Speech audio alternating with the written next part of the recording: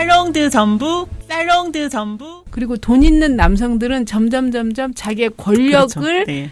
향유하기 위해서 네. 만들어 놓은 거란 말이야. 그리고 사실 명품백은 나는 소유하지 않지만 비처럼 고급 바에서 하기 위해서 우리 다시 성매매 여성 되기. 예, 내가 그 성매매 공간 안에서 상품성을 업그레이드하기 위해서 아니면 내가 구매자들한테 벤치 안 받으려면 그 봄날님 책에도 네네, 또 생생하게 나오잖아. 증언되어 있잖아요. 그 업소에서 구매자 진상 손님이 와가지고 실제로 여성들 오면은 옷 입은 거 뒤집어가지고 자기가 모르는 브랜드의 여성일 거에 벤치 주고 또 다시 들어와서 또 옷을 뭐 나 정도의 수준이면 어느 정도의 명품을 갖춰줘야 되는 있는 여성이 들어와야 되는데 비메이커의 옷을 입고 들어오면 자기가 알지 못하는 옷 브랜드 들어오면 다른 여성으로 바꾸고 근데 거기에 나오는 게 이게 고급 아니 예를 들어서 홀복이 명품이었는데 자기가 모르는 브랜드인데도 명품이 아니라고 그래서 그러니까 구매자 자기가 아는 명품이어야 그게 명품인 거예요. 그러니까 그 성착취 카르텔 안에서 여성들의 전략 그렇죠. 옷을 입는 거, 미용하는 거, 성형하는 거, 다이어트하는 거, 뭐 이런 거 있잖아. 그러니까 그런 거를 고급 창녀 신화가 난 다 가린다고 생각해요. 여성들의 폭력, 학대 현장에 대한 걸 마치 여성들이 도덕적 낙인, 구조를 가리고 도덕적 낙인을 찍는 거죠. 그래서 그래서 여성을 피해자와 그리고 아까 자발적 여성으로 또 구분하는 요소가 고급 창녀 신화라고 생각해요. 고급 창녀, 그러니까 돈을 많이 번 여성은 피해자가 아니로 보는 거죠. 그러니까 계속 여성을 개인화해서 사회적인 구조적인 착취가 아니라 여성 개인이 감금을 당했는지 아니면 뭐 피해는 어느 정도 당했는지에 따라서 이게 피해자인지 아닌지 를 구분하고 있는 그래서 거거든요. 또 이 책에서 레이첼 모렌의 책에서 보면 다 10대 유입했던 맞아요. 취약한 상황이 나오잖아요. 대부분 이제 성산업 안에서의 진입할 때 10대 후반이라는 거죠. 그거는 한국 상황도 마찬가지예요. 네네. 봄날님도 18세 때 유입됐었다라고 했잖아요. 근데 실제로 한국 통계에서도 보면 14세에서 16세가 80%가 성산업에 유입되는 네네. 최초의 연령이 그렇고요. 실제 저희가 현장에서 상담했을 때도 10대 때 많이 유입돼서 거기에서 한 10년, 20년 동안 계속 성산업 공간의 피해를 보고 있는 그 언니분들을 만나거든요. 그러니까 이 고급 창녀 신화는 성매매 문제를 폭력이나 착취라고 하는 구조적인 피해를 가리고 여성 개인에게 끊임없이 문제의 원인을 돌리게 되는 거를 계속 지속시키는 것 같아요. 그래서 성매매 여성의 이미지, 화려하게 옷을 입고 뭔가 정말 명품 가방을 메고 액세서리를 그렇게 하고 그렇게 성매매 여성을 이미지화하는 거 있죠. 그래서 구매자의 이미지는 왜 안 드러날까요? 그렇잖아요. 구매자는 마치 고급 창녀한테 피해당한 듯한 느낌이 억울해? 그러니까 구매자는 땀 흘려서 노동의 일을 하고 왔는데 고급 창녀는 땀 흘려서 일하지 않고 쉽게 돈을 벌려고 하고 그러면은 남성들이 그게 억울하면 본인들이 그 역할을 하면 되는데 하지 않잖아. 성매매는 성별성이야. 성별성이잖아요. 네, 우리가 고급 창녀 신화를 가지고 이렇게 울분을 토하고 있는데요. 그게 저는 사실은 한국 사회뿐만 아니라 굉장히 뿌리 깊은 신화인 것 같아요. 성매매 문제의 본질을 가장 흐리는 것 중에 저는 하나라고 생각하거든요. 자, 그러면 레이첼 모로의 책 속에서 어떻게 이 고급 창녀 신화를 이야기하고 있는지 이게 챕터로도 나와 있어요. 그렇죠. 네, 소제목으로도 한번 들어볼까요? 우선 155페이지를 먼저 이야기하고 싶은데요. 사회적으로나 도덕적인 면에서 더 나은 성매매 유형이 있다는 말도 안 되는 이야기를 믿지 않았다. 명확한 구별점들을 찾을 수 없었다.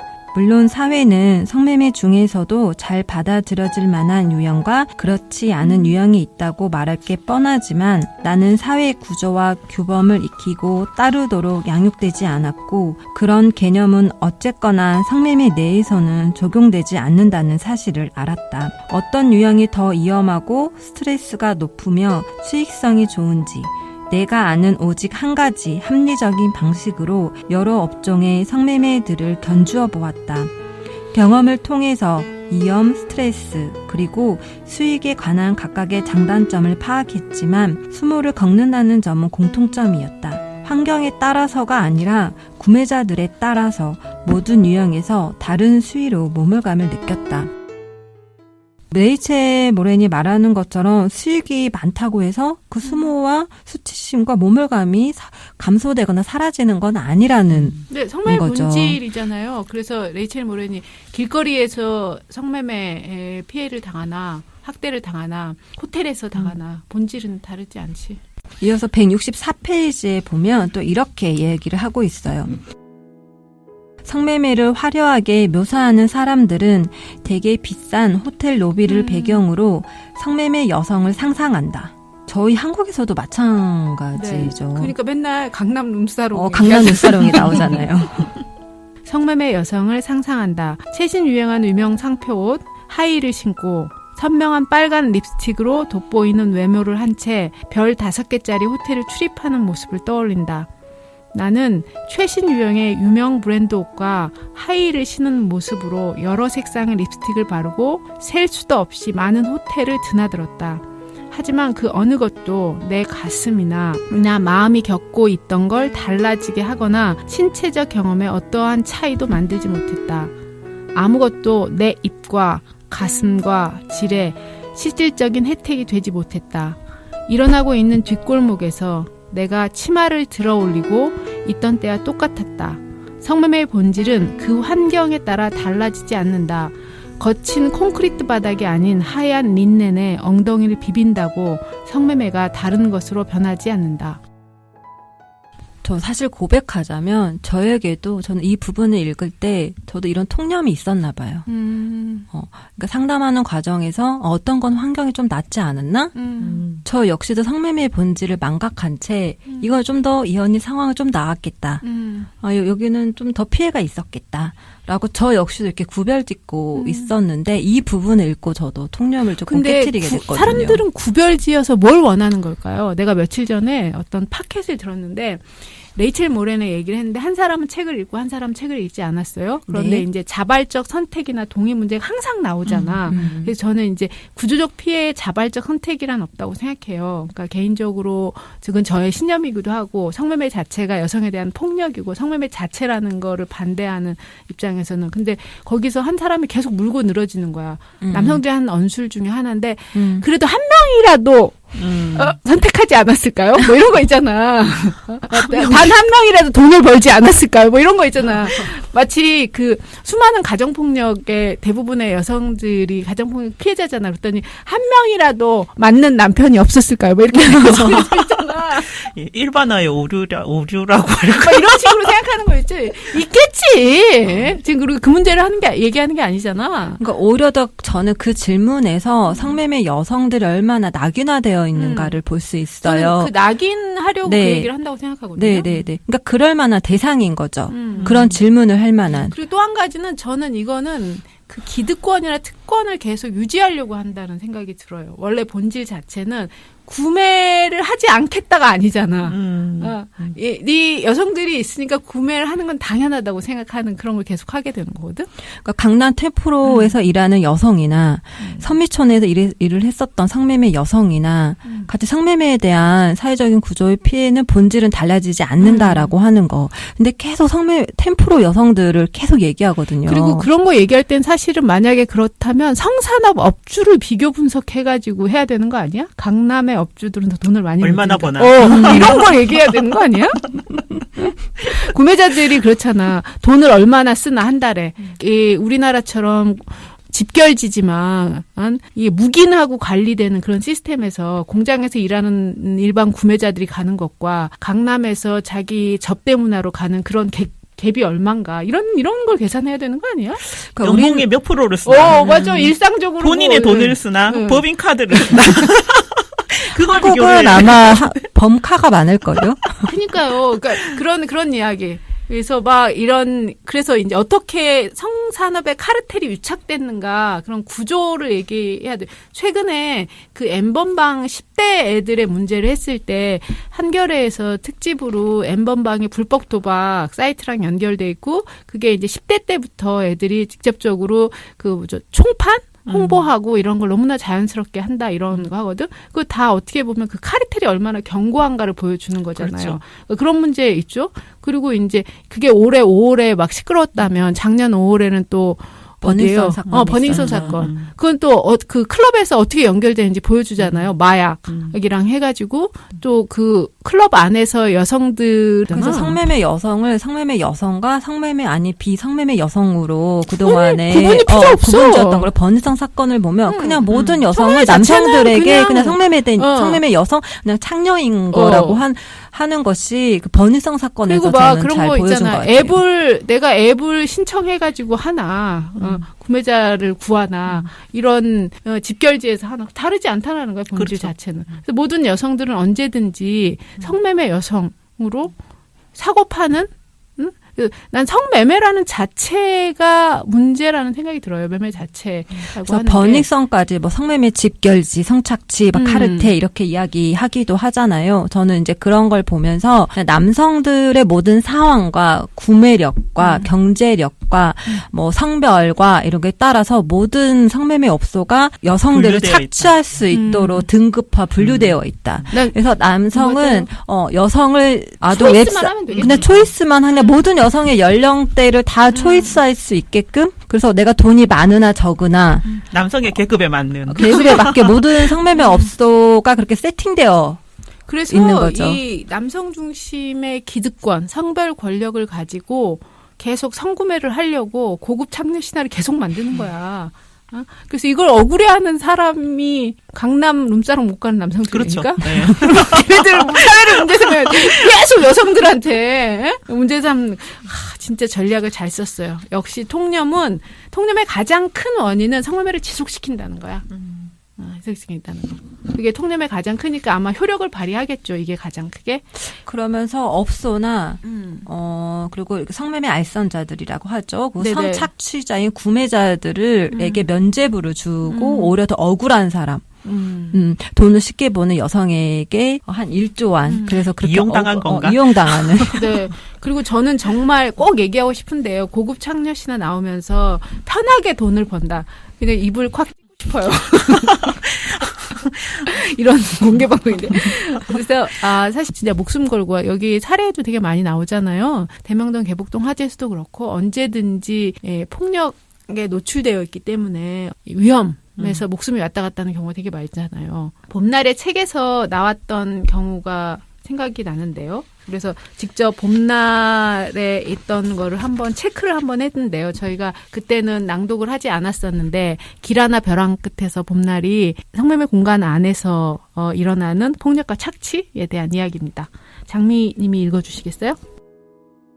구매자와 단둘이 있는 공간에서 아가씨들이 온갖 폭력을 견딘 대가로 벌어들인 돈으로 업주는 호강하고 살았다.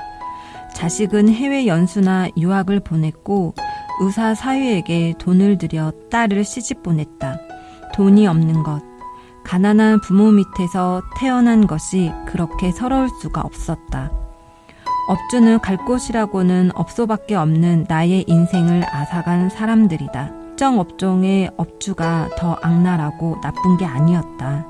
모든 업주는 똑같았고 다들 약속이나 한 듯 똑같은 말을 했다. 세상 사람들은 내가 사치나 부리고 편하게 돈을 벌기 위해 성매매를 했다고 낙인 찍었지만 업주들이야말로 편하게 돈을 벌기 위해 업소를 운영하는 사람들이었다. 네. 그래서 저는 고급 창녀 신화 할 때 이 성구매자들을 가리기 위한 전략이라고도 생각하고요. 직접적으로는 성산업 구조 자체를 은폐시키기 위한 전략인 거죠. 그래서 여성 개인한테 계속 돌리게 돼서 성매매 본질 자체를 가리는데 일조하고 있는 거.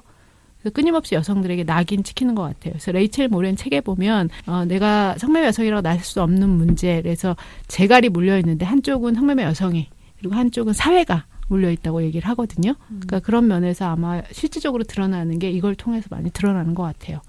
자, 우리가 두 번째에 대한 이야기까지 했는데요. 그래서 저는 고급 창녀 신화 얘기할 때마다 이 구매자들하고 성산업업주들은 그렇다고 치고 자기네들이 계속 하려고 그렇다고 치고 사람들이 그렇게 동조하면서 얘기할 때부터는 정말 문해인가? 막 이런 생각이 들 때가 있어요. 근데 성매매 이건 무지. 여담이긴 한데 네. 우리가 지금 녹음하고 있는 이 공간이 성평등 전주 건물로 운영되기 전에 업소였던 것은 네. 아실 거예요. 근데 지금 여기 저희가 녹음하는 이 공간이 업주들이 머물고 있던 방이었고 이곳이 공개됐을 때 이 방에 있었던 그 주택으로 사용하였었던 그렇죠. 곳이거든요. 이 방에 있었던 골프채라든가 나왔던 화려한 사치의 현장들이 그러니까요. 기억이 다시 새록새록 너무 떠오르네요. 진짜 너무 대비됐어요. 1층은 업소로 유행을 했었고 그리고 칸칸이 한 20개 정도 방이 놓여져 있었고요. 제가 여기 공장 같다고 얘기했었죠. 네, 그래서 2층은 이 넓은 공간을 이제 업주들의 자기들 집으로 이제 사용을 했는데 여기 호화스러운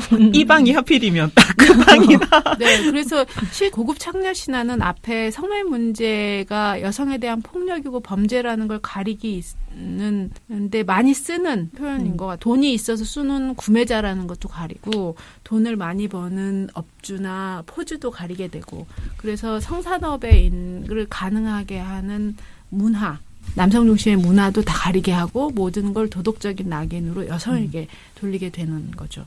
그래서 여성들이 그걸 내재화 끊임없이 하게 돼서 계속 내가 문제인가? 그렇죠. 그렇게 검열하게 되죠.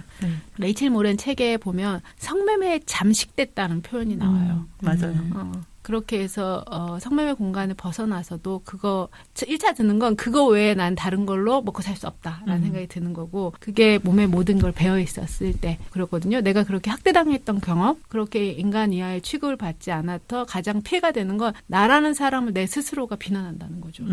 존중받지 못한 사람이라고. 이제 상담 과정에서 사회가 바라보는 성매매 여성의 시선으로 당사자인 여성이 자기를 또 그렇게 혐오하는 네네. 거예요. 그래서 성매매는 돈을 많이 번다. 그래서 저도 돈을 많이 벌었어요. 이래요. 그래서 실제 이제 계산을 해보는 거예요.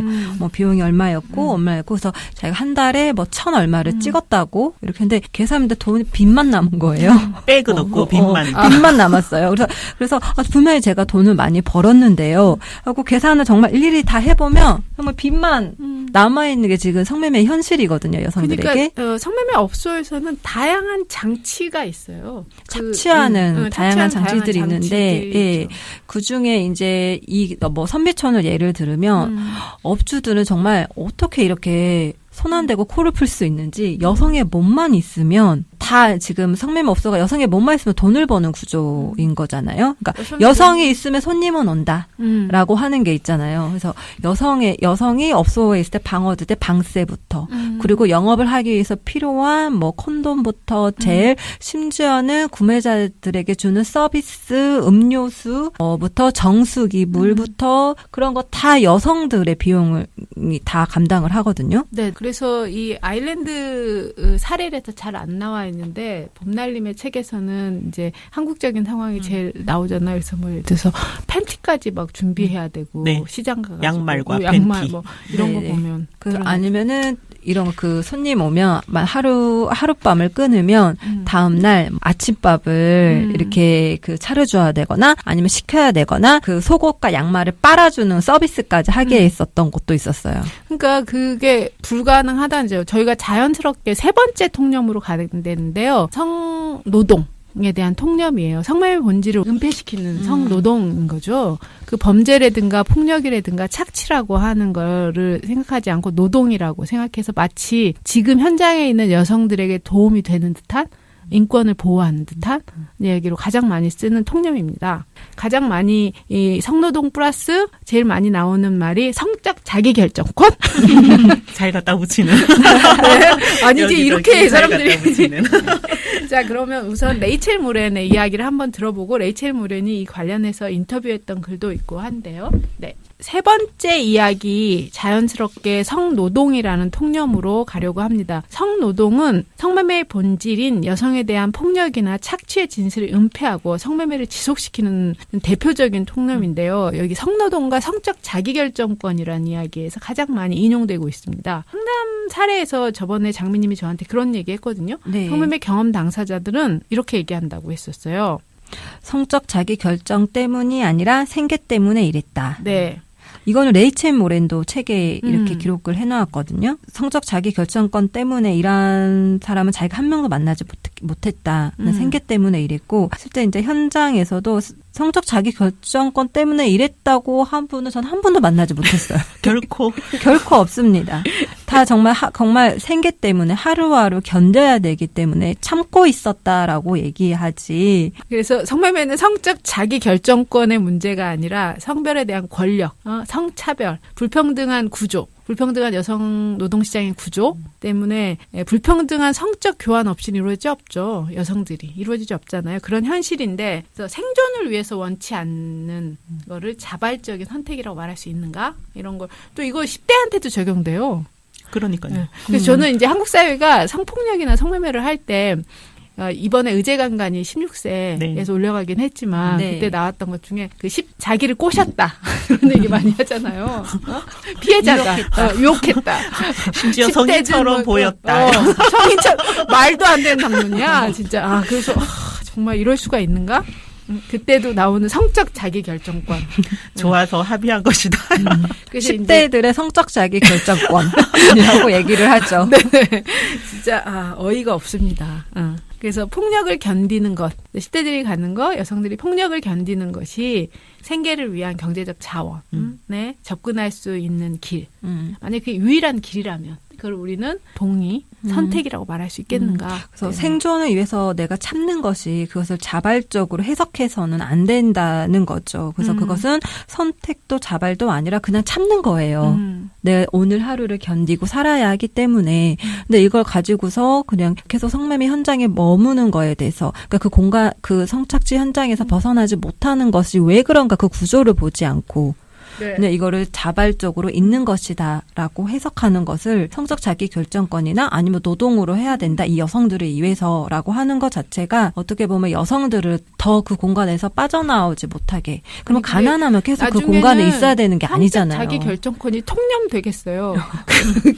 나는 김지은이십니다. 라고 얘기했잖아요. 김지은이 수행비서로 수많은 일을 했는데 그렇게 뛰어난 여성이 왜 거절을 못 했냐는 거야. 그때는 왜 성적 자기 결정권을 행사하지 못했냐는 거야. 그래서 이거는 약간 여성에게 주도권이 있다라는 그런 통념이거든. 그거는 폭력의 공간이 아니라 노동의 공간이고 여성들이 언제나 그거에 대해서 컨트롤할 수 있다. 이런 통념이 있는 것 같아요. 그래서 언제든지 본인의 의지가 있다면 여기서 의지를 많이 물어요. 본인의 의지가 있다면 그만둘 수 있는 거 아니냐. 라고 이렇게 많이 물어보는데 봄날님 책에서도 있지만 이게 본인이 뭔가 의지로 이렇게 그만둘 수 있는 문제가 아니라는 거. 저는 이거는 약간 핑계거리인 것 같아요. 성매매를 사회가 그 문제를 해결하지 않으려는 핑계거리라고나 할까요? 그래서 끊임없이 여성에게 원인을 돌리는 핑계거리 중에 대표적인 거라는 거죠. 그래서 맨날 찾는 거죠. 아까 얘기하신 그 중에 한 명은 돈 벌지 않았냐? 수많은 사람이 막 그렇게 강제로 안 걸어 한 명은 자유롭게 그래서. 근데 성구배자들은 본인들의 의지로 하는 거잖아요. 거긴 다 100% 의지야. 근데 100% 다 의지잖아요. 순수 의지. 근데 또 만나보면은 내 억울함을 호소하는 거예요. 자기 의지가 아니고 어쩔 수 없이 했다. 아니 그 억울함은 걸렸을 때 억울함. 다른 사람 안 걸렸는데 나는 왜 걸렸냐. 그랬을 때 억울한 거죠. 재수없게 나만 걸렸다. 그런 이야기. 자, 그러면 성매매 여성들이 주도권을 갖고 있는 신화와 통념에 대해서 레이첼 모레는 두 가지를 딱 지적했거든요. 이거에 기능이 있다. 첫 번째는 남성이 여성에게 가하는 경제적이고 성적 차원의 학대나 차별, 착취에 대해서 핑계거리를 끊임없이 준다. 두 번째, 성매매의 본질의 핵심을 흐린다. 성매매는 여성에 대한 폭력이고 착취인데 마치 여기 보면 노동, 인권을 옹호된다고 했잖아요. 그게 일이고 그거에 대해서 여성이 자유롭게 선택할 수 있는 것처럼 이렇게 해서 성매매 본질의 핵심을 흐린다 이렇게 말했어요. 그래서 마치 이런 얘기를 했거든요. 성매매가 갖는 불쾌한 부분은 지우고 사람들이 이거 마치 건강하고 깨끗한 사회? 그런 것 같은 거야. 그런 단어 아닌가? 그래서 사람들이 좋아한다. 이런 얘기를 계속 하는 것 같아요. 상황의 통제권을 여성이 하는 것처럼 그런 얘기. 그래서 마치 성학대나 이런 건 없는 것처럼 보이게 한다. 마치 이게 협상력이 가능한 것처럼 하지만 성매매의 구조를 본질을 보면 이 성구매자가 돈을 지불한 만큼 이 여성의 몸의 통제권을 모두 다 가지고 있는 거거든요. 네. 그다음에 어떠한 구조에서도 성구매자가 자기 마음대로 하려고 여성의 몸에 대한 사용권을 가지고 가는 것인데 여성이 이 구조 안에서 어떻게 본인 통제권 이것을 조율할 수고 권한이 있을 수 있겠어요. 그러면 성구매자가 이 구매를 안 하겠죠. 그러니까 사실 성매매가 가능하게 하는 건 불평등한 성적 교환, 그러니까 불평등한 여성과 남성의 성별 권력, 불평등한 사회 구조 없이는 그게 이루어질 수 없거든요. 근데 그거를 계속 은폐시키는 거죠. 근데 사실 나는 이렇게 통념을 1, 2, 3 나눴지만 이걸 왜 나눈지 모르겠어요. 그렇잖아요. 1번부터 똑같아 그냥. 네, 그런 이야기를 이제 우리가 하게 됐는데요. 그래서 저자가 이거에 대해서 인터뷰했던 글이 있어요. 그러니까 저자가 오마이뉴스에 인터뷰했을 때 성노동에 대해서 이런 질문을 했던 거에 대해서 대답했던 게 인상적이었습니다. 반성매매론의 반대 진영에서는 성노동론, 여러분 아시겠지만 성매매를 반대하는 게 반성매매론이고요. 그다음에 성매매를 성노동으로 보는 경우를 성노동론이라고 합니다. 성매매도 노동으로 인정해야 된다는 견해라고 이제 볼 수 있는데요. 그래서 성노동론이라는 것이 있습니다. 성매매가 노동으로 간주될 수 있다는 주장에 대해 어떻게 생각하시나요? 네, 레이첼 모레는 이렇게 대답하셨습니다. 성매매를 노동이라 일컫는 건 당신이 낯선 이들의 성기를 끊임없이 입안에 넣어본 적 없기에 쉽게 할 수 있는 말이라고 생각합니다. 저는 그렇게 말하는 여성, 특히 학계에서 볼 수 있는 여성들에게 오직 경멸밖에는 들지 않습니다. 네, 우리 다시 또 얘기할 건데요. 이 장에서도 당사자인 봄날님에서도 성착취 현장에서 본 성노동론. 그래서 봄날님도 이렇게 얘기했는데요. 그 부분은 장민님이 한번 읽어주시겠어요?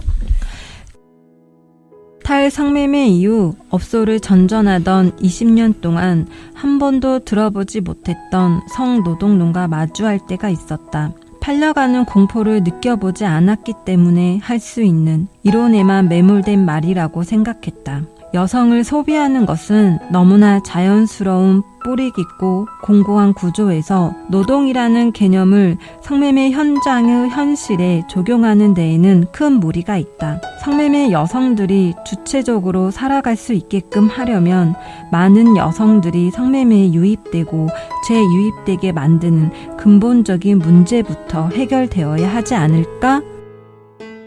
라고 말하고 있습니다. 네. 그래서 레이첼 모렌이 아주 쐐기를 박아냈는데요. 성매매 여성을 성노동자라는 통념과 신화는 무지라고 볼 수 있는데요. 현장에 대한 무지인데 그걸 세 가지라고 얘기했어요. 그 기능. 첫 번째는 성착취가 일어나는 이미지를 떠올리는 충격을 주지 않는다. 성매매란 말도 사람들은 쓰기 힘들어하는 것 같더라고요. 사실 우리는 성착취, 성학대라고 표현하면 되는데요. 네, 성매매라는 말보다는 성착취가 일어나는 이미지를 떠올리지 않는 충격을 주지 않는다가 가장 첫 번째 거고, 두 번째는 건전한 환경 속에서 있는 여성을 떠올린다. 노동하는 환경? 이렇게 생각하시는 것 같아요. 세 번째, 상상 속에서 깨끗하다. 모든 것은 떳떳하고 적절하고 건전하다. 그래서 폭력이나 착취라고 하는 공간으로부터 삶을 멀리 떨어놓는 거죠. 내 옆에 누가 당하나, 지구의 절반이 물건으로 사고 팔리나, 우리가 한 섹슈얼리티가 정상화되거나 말거나, 그리고 이제 나랑 상관없는 거지. 예, 그런 거. 그래서 성노동자라는 용어는 성매매를 보편화하는 과정에서 굉장히 수학적 용어로 쓰이는데, 실제로는 돈의 교환이라고 하는 자본주의 시장에서 성노동이라고, 성노동자? 이렇게 많이 쓰이게 돼가지고 성매매를 정당화시킨다고 할까요? 그래서 실상은 세상 사람들이 제가 보기에는 이 성매매를 성노동으로 보서 여성들을 더 많이 침묵하게 만드는 구실도 하고, 여성들도 성매매라는 문제에 대해서 더 무지해진다고 생각해요. 멀어지게 되는 것 같아요. 본질에 대해서 더 가려지게 되는 거죠. 네. 여성들도 성노동자라고 하는 순간 이분법적으로 생각한다는 거죠. 거기에는 인권과 착취 이런 게 아니라 성노동할 여자 따로, 그렇지 않은 사람 따로 이렇게 된다는 거죠. 레이첼 모렌이 이런 말을 했거든요. 세상은 여성들이 매일 겪는 학대를 가리는 장막이다 라는 표현을 했습니다. 그런데 이제 우리나라에서 제가 요즘 고민하는 건 이런 거였어요.